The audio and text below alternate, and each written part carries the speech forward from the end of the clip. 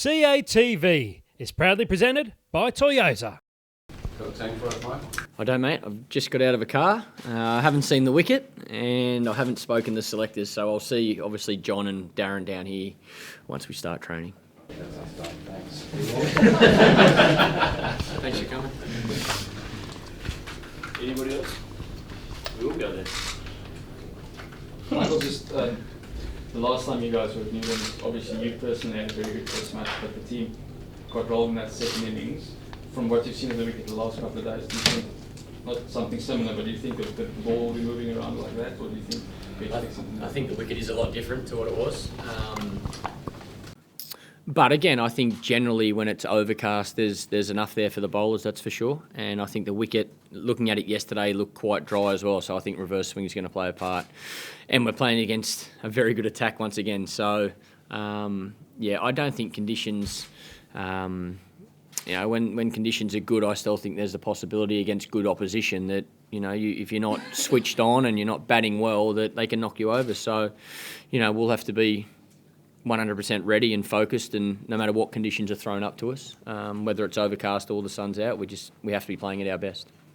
Just, Michael, even though the two results haven't been close, do you think the series has, so far anyway, really lived up to expectations?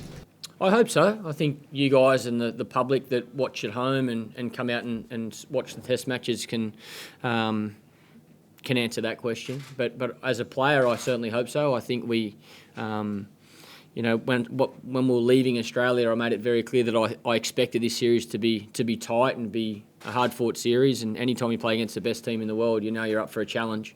And I hope the supporters and the people watching have experienced that over the first two Test matches. And if they have, that's great news. And I'm confident this third one will be the same. Well, sporting teams are always looking for the 0.5% or the 1% to get in terms of sports science and whatnot. What's having Shane Warne in camp the week before a game against the number one Test team in a series aside, what does that mean for your team?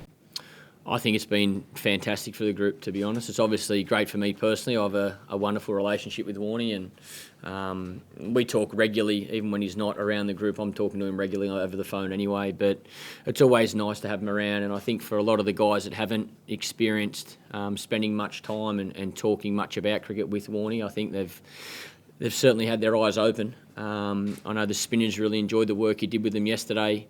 He was talking to a few of the batters as well. So I just think it's his, one of Warnie's greatest strengths is his experience and knowledge of the game of cricket. I've said for a long time that he's probably the best captain that I ever played under. Like I say, I talk to him regularly about the game of cricket. I think his knowledge is like no other. And a big part of that is his experience. I think he played 145 Test matches and he knows the game very well. He still loves the game, and that's why it's so good to have him around this group, because he'll do whatever it takes to help individual players get the best out of themselves. And he's got a love and passion for Australian cricket, even though he's no longer playing. I think he loves seeing Australian cricket do well and be successful. And any way he can contribute to us having success, I think he's often opened up and made that very clear, whether it's over the phone or when he has the opportunity to come with us on tour like this. As players, you've got to try and make the most of it. Stu in the middle on the left. What does this Test match mean for this Australian team at this moment in time? Oh, look, it's a really important Test match and a very special one for us as well. We achieved everything we wanted through the Australian summer back in Australia, and I've made it clear that our greatest challenge is having success away from home. We haven't done that for a long period of time. So even to sit in the position we are right now, I think is a really satisfying feeling for this group, knowing that we've been able to, we're 1-1 going into the third Test against the number one team in the world in their own backyard. I think that's a fantastic achievement from this group. But we didn't come in to lose, that's for sure. And we've got an opportunity to win the series, which would be a great way to finish our summer, that's for sure. We get a bit of a break from Test cricket after this Test match, and we'll be leaving nothing in the tank. Michael, from listening to Graham before, he clearly found David Warner's comments earlier in the week very disrespectful. Can you just give us your take on the whole situation? Yeah, I'm not going to go into the David Warner comments. It's been dealt with. The ICC have dealt with that. We've dealt with that in-house. Now it's about playing cricket. Once we step onto that field, I'll back my teammates 100%. Davey's no different. I support him. He's a tough bugger. There's no doubt about it, and he'll love the challenge he faces when he walks out into that ground. I've read and heard a number of the South Africans say they're going to, or how disappointed they were with him, and I think he's assuming he's going to cop a bit of stick on the field, but that's no different. You know, he's copped it his whole career, and he actually enjoys that. But in saying that, I've also made very clear to David how disappointed I was and am with his comments. And at the appropriate time, I'll certainly catch up with Graham and make it very clear to him how I feel about it. But right now, our focus is beating this South African side, the number one team in the world, in their own backyard in this last Test match. So every single one of the players that takes the field for the Australian cricket team will have my 100% support. Right.